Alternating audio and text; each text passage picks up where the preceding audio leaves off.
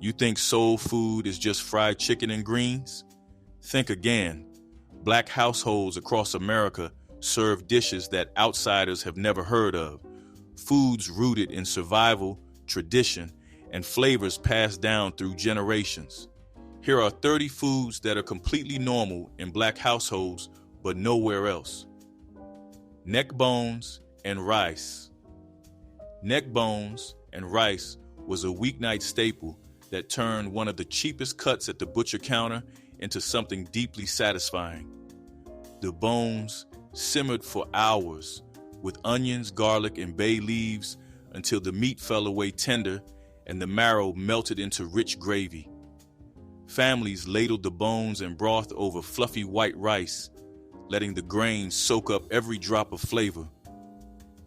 Children learned to navigate the bones with their fingers, pulling meat from crevices while elders watched with quiet approval. This was comfort food born from resourcefulness, proof that flavor lived in the parts others threw away. For Black households, neck bones represented both economy and tradition, a dish that tasted like home no matter how far you traveled. Pig feet. Pig feet showed up at dinner tables across Black America with a regularity that puzzled outsiders but felt completely natural to those who grew up eating them. Boiled until the skin turned gelatinous and the meat slipped from the bone, or pickled in spiced vinegar and eaten cold straight from the jar, pig feet carried a texture and flavor profile that was unmistakably soulful. Grandmothers simmered them with black pepper and onion until the broth turned thick and rich, perfect for sopping with cornbread. The collagen-rich liquid was considered healing, given to sick family members who needed strength. Pig feet represented the tradition of using every part of the animal, wasting nothing, and finding treasure in what others discarded. Hot water. Cornbread. Hot water. Cornbread was fried simplicity at its finest, made from nothing more than cornmeal, boiling water, salt, and oil for the skillet. The boiling water was poured directly into the meal, creating thick batter shaped by hand into flat patties and dropped into sizzling grease. The outside crisped to golden brown, while the inside stayed dense and tender. Unlike baked cornbread, hot water cornbread was quick, ready in minutes for families who needed something filling on the table fast. It appeared alongside greens, beans, or fried fish, serving as both bread and utensil for scooping up potlikker. Mothers and grandmothers made it without measuring cups, knowing by feel when the batter was right. The recipe required no eggs, no buttermilk, just cornmeal and hot water transformed by heat and skill. Potlikker. Potlikker was the treasure at the bottom of the greens pot, a broth so rich in vitamins and flavor that families treated it like liquid gold. After collards or turnip greens simmered for hours with smoked meat, the cooking liquid absorbed every bit of nutrition from the leaves. Elders would ladle it into cups and drink it straight, or crumble cornbread directly into bowls of the green-tinged broth. Children were handed glasses of potlikker like medicine, told it would make them strong and keep sickness away. The flavor was earthy, smoky, and deeply satisfying. Nothing was wasted in Black kitchens, and potlikker proved that even the cooking water held real value. It was often saved and reused, adding depth to the next pot of beans. Fried chicken gizzards. Fried chicken gizzards appeared in paper bags at fish fry stands, on kitchen counters as cooks' rewards, and at family dinners where the whole bird was used without waste. These muscular organs were cleaned, boiled until tender, then battered in seasoned flour and fried until golden and crisp. The texture inside was chewy and dense, carrying concentrated chicken flavor that wings and thighs could never match. Children either loved them immediately or learned to appreciate them over time. Gizzards were affordable protein that stretched the food budget while delivering satisfaction. Dipped in hot sauce or eaten straight from the fryer, They represented the resourcefulness of Black cooking. Nothing discarded, everything transformed. Gizzards were not second-class chicken parts. They were beloved favorites. Oxtails. Oxtails went from butcher's scraps to Sunday dinner centerpiece in Black households, braised low and slow until the meat surrendered from the bone and the marrow melted into gravy. The preparation took hours, browning the tails first, then simmering them with onions, garlic, thyme, and sometimes Scotch bonnet peppers for Caribbean-influenced versions. The sauce thickened naturally from collagen, becoming rich and glossy without added flour. Served over rice or with butter beans, oxtails were celebration food, saved for special occasions when effort and time were acts of love. For Black families, oxtails represented taking what was overlooked and elevating it to something magnificent. Restaurants now charge premium prices for what grandmothers made from necessity, but homemade remains unmatched. Salmon croquettes. Salmon croquettes were Monday morning salvation, made from canned salmon that cost pennies, but transformed into golden patties children actually looked forward to eating. The salmon was drained, mixed with egg, cracker crumbs, diced onion, and seasoning, then shaped into rounds and pan-fried until crisp. The outside developed a satisfying crunch while the inside stayed moist and flaky. Served alongside grits, eggs, or rice, salmon croquettes stretched one can into enough patties to feed a family. Mothers made them when the pantry was lean, when fresh meat was too expensive, when time was short but bellies needed filling. The dish represented canned goods, elevated to home cooking, industrial convenience transformed by grandmother's hands. Salmon croquettes proved humble ingredients could become beloved traditions. Chitlins. Chitlins arrived at holiday tables with an aroma that announced their presence long before the pot was opened, dividing rooms between those who couldn't wait and those who headed outside. These pig intestines required hours of cleaning, scrubbing, soaking, and rinsing until every trace of impurity was gone, before being boiled with vinegar, onions, and spices until tender. The texture was chewy and gelatinous, the flavor intense and earthy. For Black families, chitlins carried the weight of history, representing survival food from slavery that evolved into holiday tradition. There was always one elder who knew how to clean them properly, whose expertise was called upon every Thanksgiving and Christmas. Chitlins were not eaten casually. They were heritage on a plate, connecting present tables to ancestors who made do.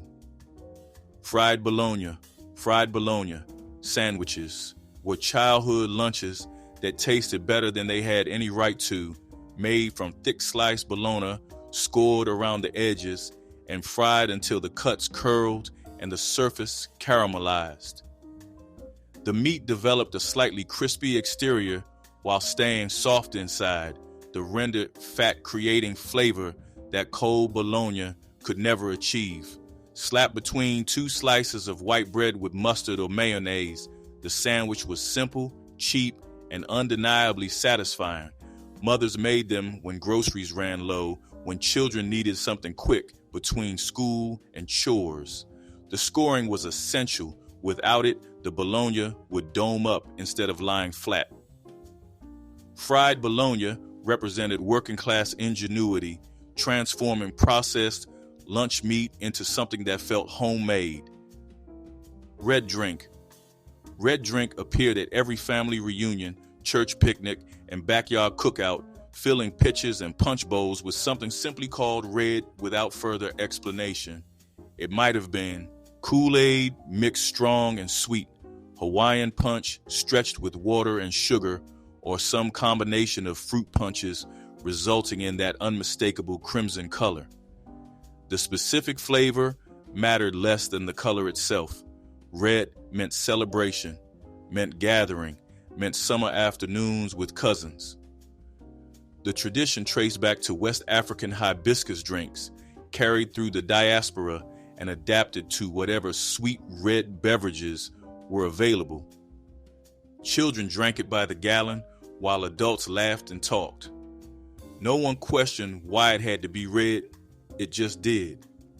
Red drink was as essential as ribs on the grill. Hogmaw. Hogmaw was pig stomach stuffed with sausage, potatoes, and cabbage, then roasted until the exterior turned crisp and the filling melded into savory perfection. The preparation required thorough cleaning and patience, but the result was a dish that could feed a crowd from a single stomach. Sliced thick and served with hot sauce or vinegar, hogmaw carried a texture that was chewy on the outside and tender within. It appeared at New Year's celebrations and family reunions, especially in mid-Atlantic Black communities where the tradition ran deep. Children watched grandmothers stuff and season the maw, learning techniques that cookbooks never captured. The dish represented resourcefulness taken to its logical conclusion. Even the stomach became something worth gathering around. Liver and onions. Liver and onions showed up on weeknight dinner tables with a regularity that made children groan and adults nod with satisfaction.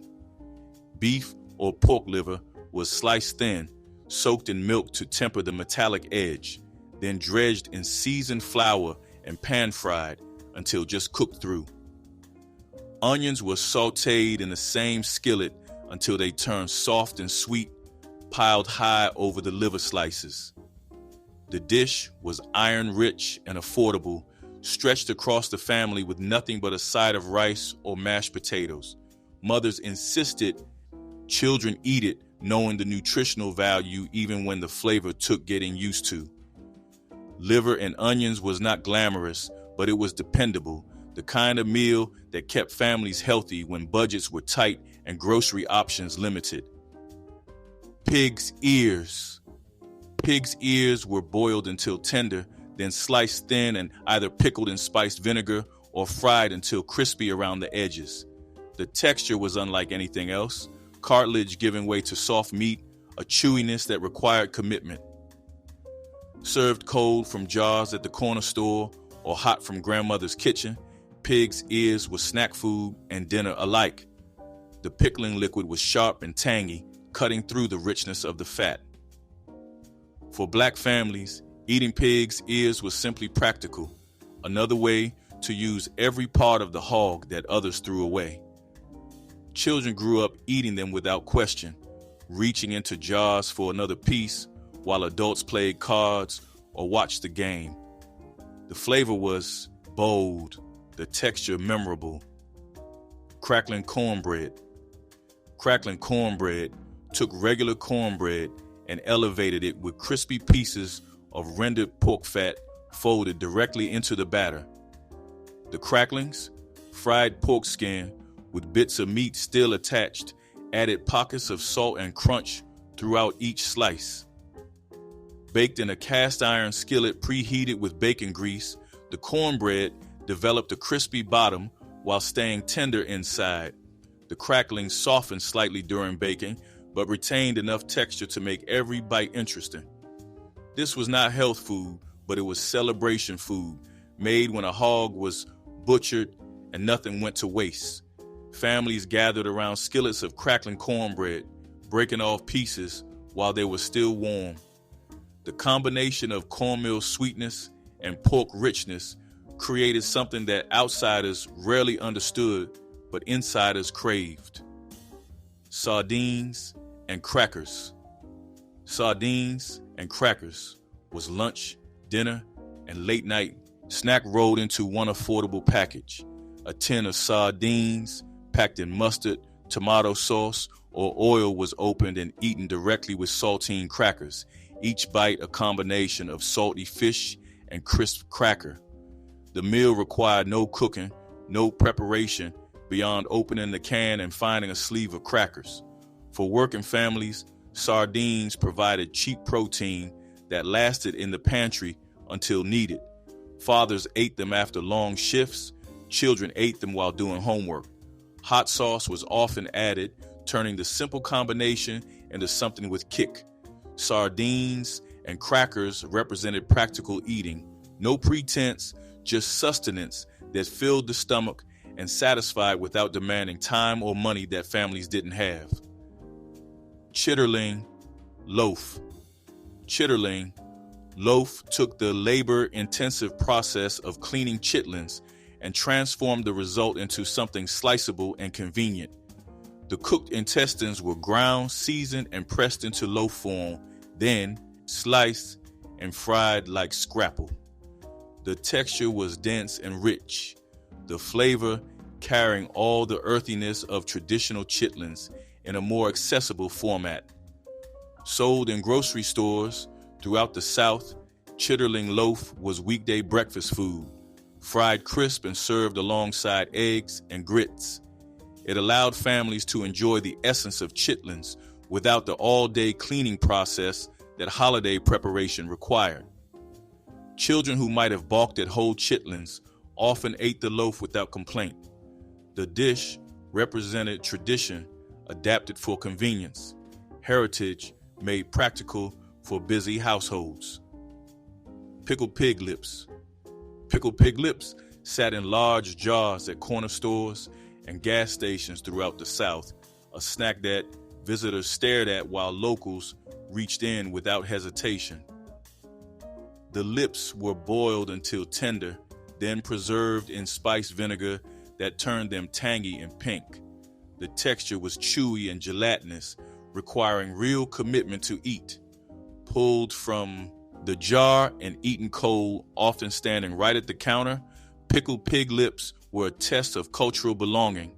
You either grew up with them or you didn't. The flavor was sharp from the vinegar, rich from the fat, and unmistakably porky.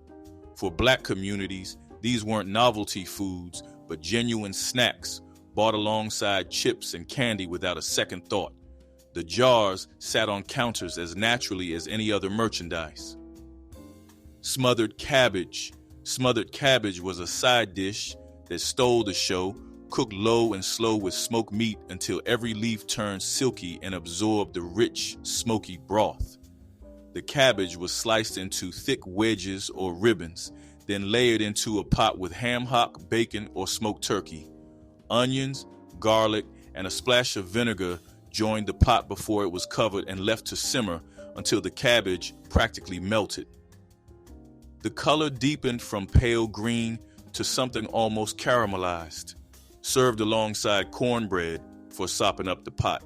Liquor, smothered cabbage was comfort food that required nothing expensive but delivered satisfaction. It was Sunday dinner standard, weeknight staple, and proof that vegetables could be just as soulful as any meat dish on the table. Spam and eggs. Spam and eggs was breakfast that didn't apologize for itself, made from sliced canned meat, fried until the edges crisped and caramelized alongside scrambled or fried eggs. The spam developed a salty, almost bacon-like quality when properly fried, its pink interior staying soft while the exterior turned golden. Served with grits or toast, the meal was filling, fast and cheap, three qualities that mattered in households where time and money were both tight. Children ate it before school, parents ate it before work. The combination wasn't fancy, but it was reliable, a breakfast that could be made in minutes and satisfied for hours. Spam and eggs represented the practical side of Black cooking, where canned goods were transformed rather than apologized for. Neckbone soup. Neckbone soup was cold weather medicine, a pot of simmered bones, vegetables, and broth that warmed from the inside out. The neck bones were browned first, then covered with water and left to simmer with onions, celery, carrots, and potatoes until the meat fell from the bone. The broth turned rich and slightly gelatinous from the collagen, carrying depth that no store-bought stock could match. Families ate it in deep bowls with cornbread for dipping, the soup stretching across several meals as more water and vegetables were added to the pot. Neckbone soup was what grandmothers made when someone had a cold, when the weather turned bitter, when comfort was needed more than anything else. It cost almost nothing, but delivered warmth and healing. Fried fish and grits. Fried fish and grits was breakfast that didn't follow rules, combining crispy pan-fried fish with creamy, buttery grits in a combination that outsiders found strange, but insiders understood perfectly. The fish, often whiting, croaker, or porgy, was seasoned, dredged in cornmeal, and fried until the coating crackled. Served alongside a mound of grits swimming in butter, the meal provided protein and carbohydrates to fuel a full day of work. The combination appeared on tables throughout the coastal South, where fresh fish was cheap and grits were staple. Children grew up eating it without questioning why fish belonged at breakfast. The crispy exterior gave way to flaky white flesh, the grits providing a creamy counterpoint that made every bite satisfying. This was working people's breakfast, substantial and unashamed. Fatback. Fatback was pure pork fat sliced from the back of the hog, used to season everything from greens to beans to cornbread. It wasn't meant to be eaten alone, but to give flavor and richness to whatever pot it joined.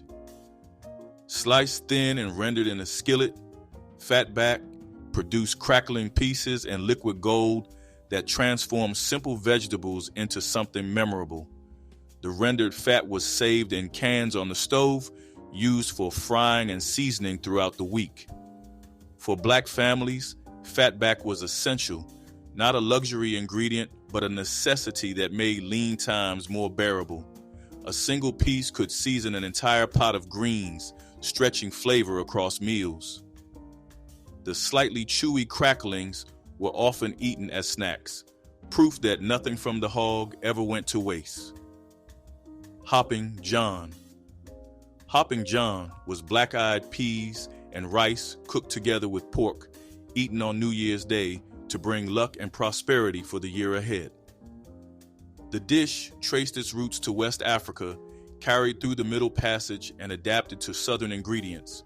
The peas were simmered with ham hock or bacon until tender, then combined with rice that absorbed the smoky, savory broth. Onions and garlic added depth, while a splash of vinegar brightened the earthy flavors. Families gathered on January 1st with plates of Hopping John, believing the peas represented coins and the greens served alongside represented money.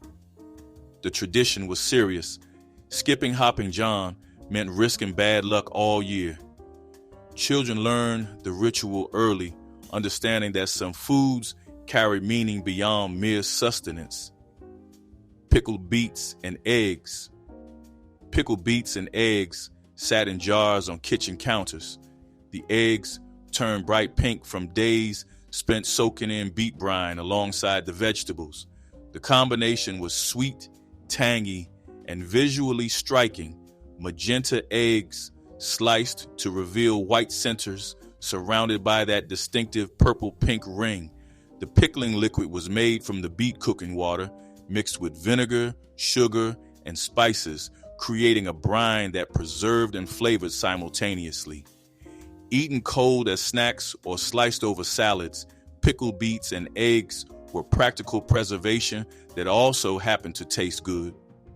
The dish appeared throughout Black households in the South and Mid-Atlantic, a way to stretch eggs and use every bit of the beet harvest. Children either loved the sweetness or wrinkled their noses at the color. Cornbread and milk. Cornbread and milk was supper when nothing else was available, breakfast when morning came too fast, and comfort when comfort was needed most. Leftover cornbread was crumbled into a tall glass or bowl, then covered with cold buttermilk or sweet milk until it softened into something between a drink and a meal. Eaten with a spoon, the combination was filling, cheap, and strangely satisfying, the tangy milk cutting through the cornbread's sweetness. For Black families stretching groceries to the end of the week, cornbread and milk meant no one went to bed hungry. Children ate it without complaint. Adults ate it with memories of their own parents doing the same. The dish required nothing but 2 ingredients that were almost always on hand, proof that survival didn't require complexity. Pork brains and eggs. Pork brains and eggs was breakfast that made outsiders uncomfortable, but insiders ate without a second thought. The brains were soaked, cleaned, and scrambled directly into eggs, creating a creamy, rich mixture with a texture unlike anything else. Seasoned simply with salt and pepper, the combination was served with toast or biscuits for a protein-heavy start to the day. The dish was economical. Brains were cheap because few wanted them, and nutritious in ways that mattered to working families. Grandmothers made them for grandchildren who learned to appreciate the unusual texture. Pork brains and eggs represented the same nose-to-tail philosophy that defined Black cooking. Nothing wasted, everything transformed. The dish has largely disappeared, but those who grew up with it remember. Souse meat. Souse meat was head cheese by another name, made from boiling pig head, feet, and other scraps until the meat fell apart and the natural gelatin created a loaf that could be sliced and served cold. The meat was seasoned with vinegar, bay leaves, and pepper, then pressed into molds where it set into something between lunch meat and aspic. Sliced thin and eaten on crackers or bread, souse meat carried a tangy, porky flavor with a texture that jiggled slightly. It appeared at family gatherings and in lunchboxes, a practical way to use every part of the hog. The vinegar acted as preservative, allowing the meat to last without refrigeration. Souse meat was not glamorous, but it was resourceful and genuinely tasty for those who appreciated its unique character. Fried corn. Fried corn was fresh corn kernels cut from the cob and cooked in bacon grease until they caramelized slightly and released their natural sweetness. The dish required nothing more than corn, fat, salt, and patience. The kernels needed time in the skillet to develop the slightly crispy edges that made them special. Some cooks added onion or bell pepper. Others kept it pure, letting the corn speak for itself. Served as a side dish alongside fried chicken or pork chops, fried corn was summer captured in a skillet. The technique extracted every bit of flavor from fresh ears, the bacon grease adding richness that butter alone couldn't match. Children scraped their plates clean, loving the sweetness of the corn balanced perfectly by the savory fat from the pan. Chicken backs and rice. Chicken backs and rice was weeknight dinner made from the cheapest part of the bird, bony pieces that butchers sold for pennies because they carried more bone than meat. The backs were seasoned and baked or braised until the small amount of meat turned tender and the bones released their flavor into the gravy. Served over rice that soaked up every drop of the cooking liquid, the meal was filling despite its humble origins. Families ate chicken backs without embarrassment, knowing that flavor didn't care about prestige. Children learned to navigate the bones, finding pockets of meat tucked between cartilage. The dish represented making much from little, stretching $1 while still putting something satisfying on the table. Rice and gravy made all the difference. Sweet potato pudding. Sweet potato pudding was dessert that doubled as comfort food, made from mashed sweet potatoes baked with eggs, milk, sugar, and warm spices until the top turned golden and slightly caramelized. The texture was somewhere between pie filling and bread pudding, dense, sweet, and deeply satisfying. Families served it during holidays and Sunday dinners, the orange color brightening tables alongside turkey and ham. The dish used sweet potatoes that were plentiful and cheap, transforming them into something that felt celebratory. Children especially loved the sweetness, the cinnamon, and nutmeg, creating a flavor that meant special occasions. Sweet potato pudding wasn't fancy, but it was made with intention and served with pride, proof that dessert didn't require expensive ingredients to feel like a treat. Red rice with smoked sausage was the kind of dish that announced itself the moment you walked through the door, its tomato-rich aroma filling every corner of the kitchen. African-American mothers learned this recipe from gulagishi traditions, where rice was king and nothing went to waste. Long grain rice was sautéed with onions, bell peppers, and garlic, then simmered in crushed tomatoes seasoned with paprika and cayenne. Sliced smoked sausage was stirred in during the final minutes, its rendered fat adding richness to every grain. The dish was economical and filling, stretching a single link of sausage across a pot that fed 6 children. Served straight from the cast iron skillet, this rice carried the warmth of Sunday afternoons. Children scraped their bowls clean, hoping for seconds before siblings could claim them. Rice and tomato gravy could be made from pantry staples alone, requiring nothing fresh except maybe an onion from the counter. A can of tomatoes, flour, fat, and seasonings transformed into thick, tangy gravy poured over fluffy white rice. The gravy started with browning flour in oil or bacon drippings until golden, then adding crushed tomatoes, water, salt, pepper, and sometimes a pinch of sugar to balance the acid. It simmered until thick and rich. For seniors watching budgets, this dish cost almost nothing, yet delivered warmth in every bite. The rice stretched the meal further, and leftovers reheated beautifully. It was simple food that never pretended otherwise, just honest, filling, and deeply rooted in making do with what the cupboard held. Church pound cake was the wedding dessert that needed no frosting because its buttery richness required no embellishment. Named for the traditional ratio of 1 pound each of butter, sugar, eggs, and flour, this dense golden cake became the foundation of countless 1960s wedding tables. Church mothers baked them in loaf pans or bundt molds, the batter beaten by hand until light and smooth.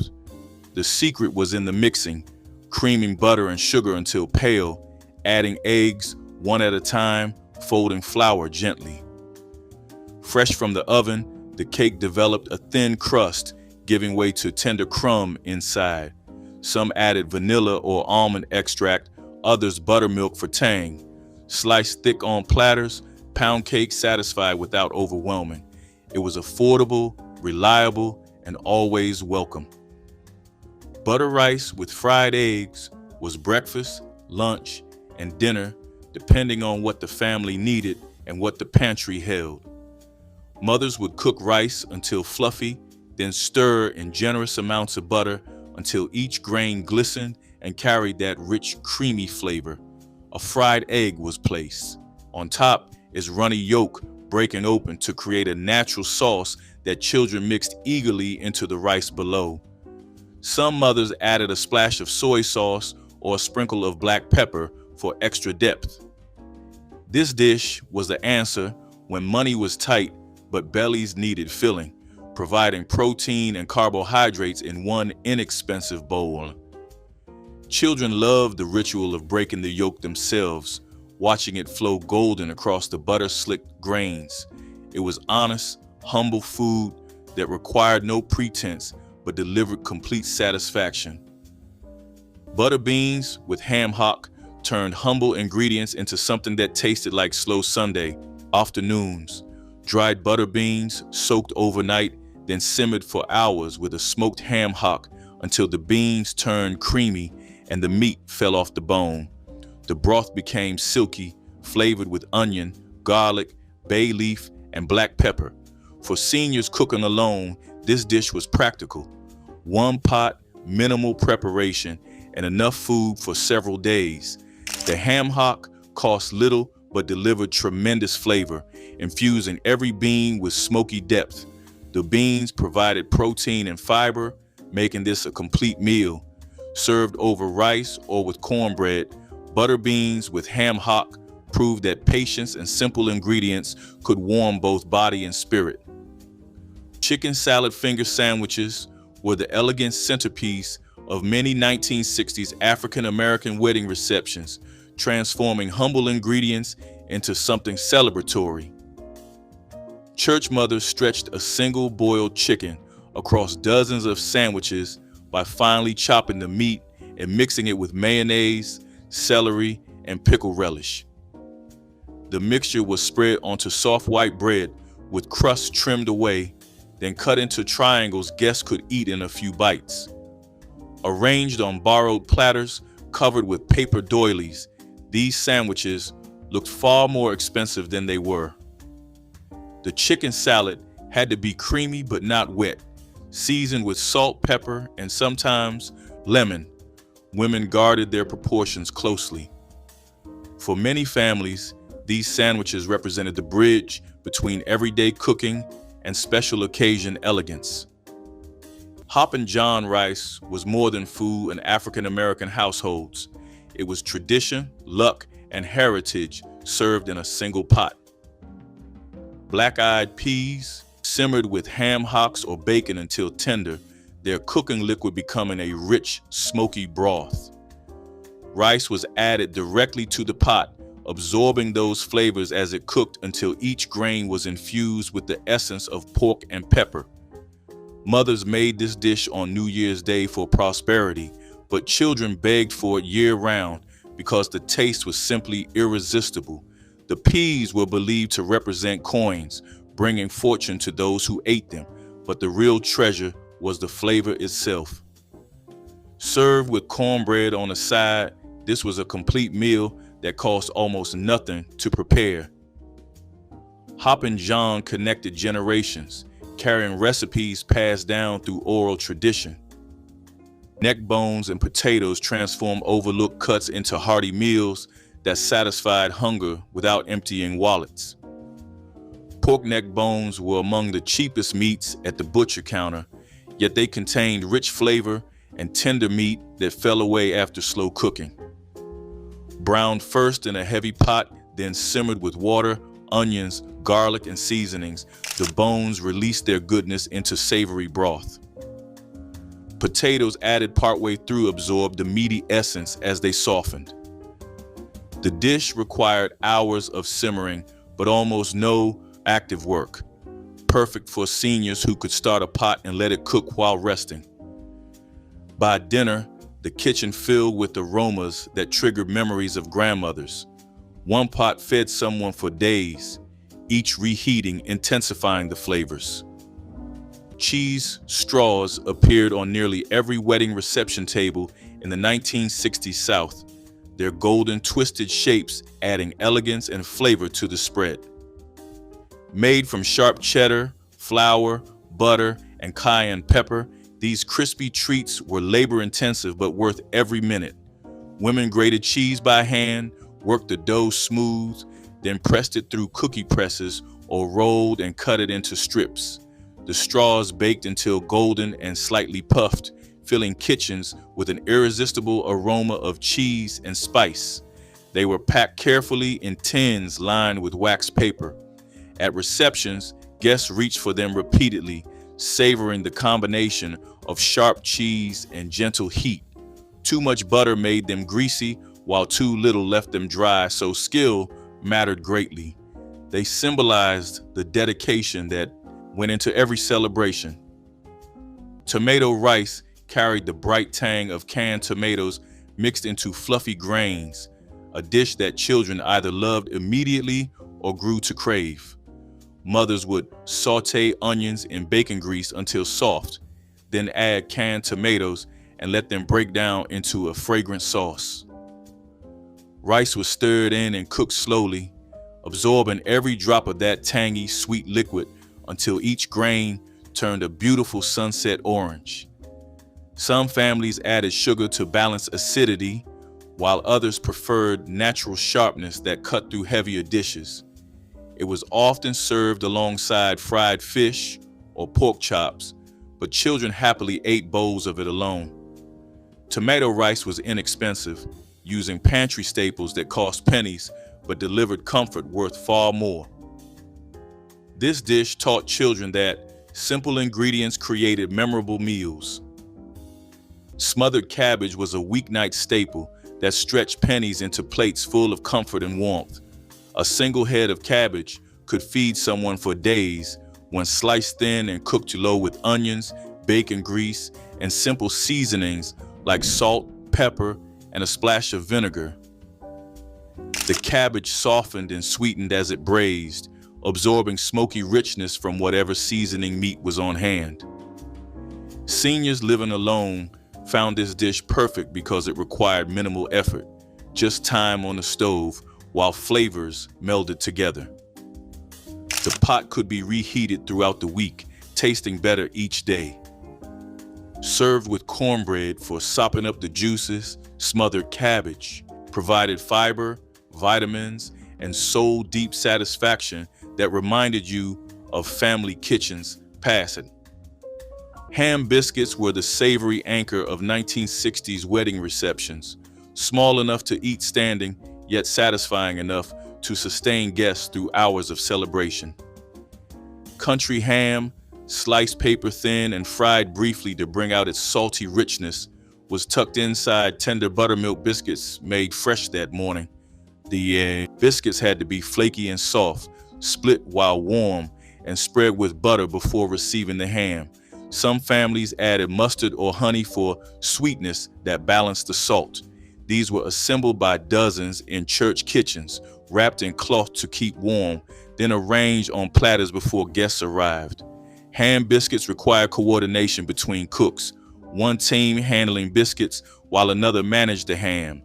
They proved that modest budgets could produce food that made people feel truly loved and welcomed. Rice and gravy was the ultimate weeknight rescue, a dish that turned leftover pan drippings into liquid gold poured over fluffy white rice. Black mothers knew nothing should be wasted after frying pork chops or chicken, so they added flour to the pan and stirred until browned. Milk or water was whisked in slowly, creating thick, savory gravy that bubbled while the rice steamed nearby. The combination was simple but satisfying, offering protein-rich flavor without requiring another piece of meat. Children loved how the gravy soaked into each grain, turning plain rice into something rich and comforting. This dish represented the resourcefulness of African American kitchens, where flavor was built from what others might discard. It was frugal cooking at its finest, proving that ingenuity mattered more than expensive ingredients. Cornmeal mush was breakfast, lunch, and dinner, depending on how you served it, proof that one ingredient could stretch across an entire day.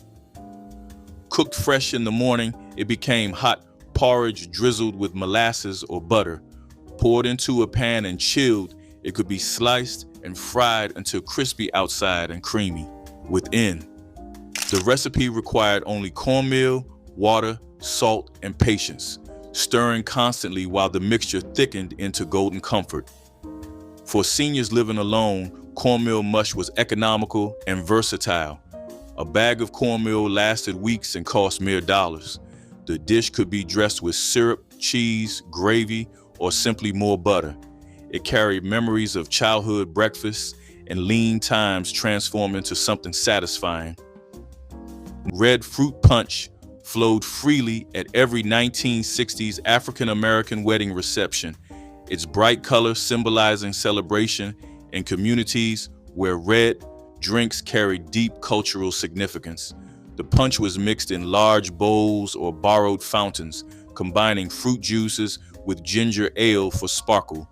Recipes varied, but often included Hawaiian punch, cranberry juice, pineapple juice, and sherbet that floated on top, melting into creamy swirls. The drink had to be cold chilled with ice rings frozen the night before to avoid diluting flavor. Young cousins were assigned punch duty, keeping cups filled throughout the reception. The color mattered as much as taste, that distinctive red connecting celebration to traditions stretching back generations. A cup of red punch meant welcome and festivity.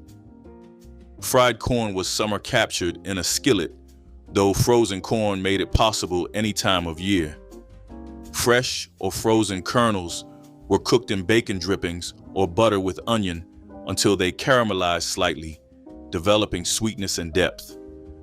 Some cooks added a splash of milk or cream near the end, creating a sauce that clung to each kernel. Salt, pepper, and sometimes a pinch of sugar balanced the flavors. The dish came together quickly, 15 minutes from start to finish, making it ideal for seniors who tired easily but craved something homemade. A bag of frozen corn cost little and provided several servings. Fried corn could stand alone as simple supper with cornbread or accompany other dishes as a beloved side, connecting those who ate it to generations of Southern tables. Which of these foods did you grow up eating?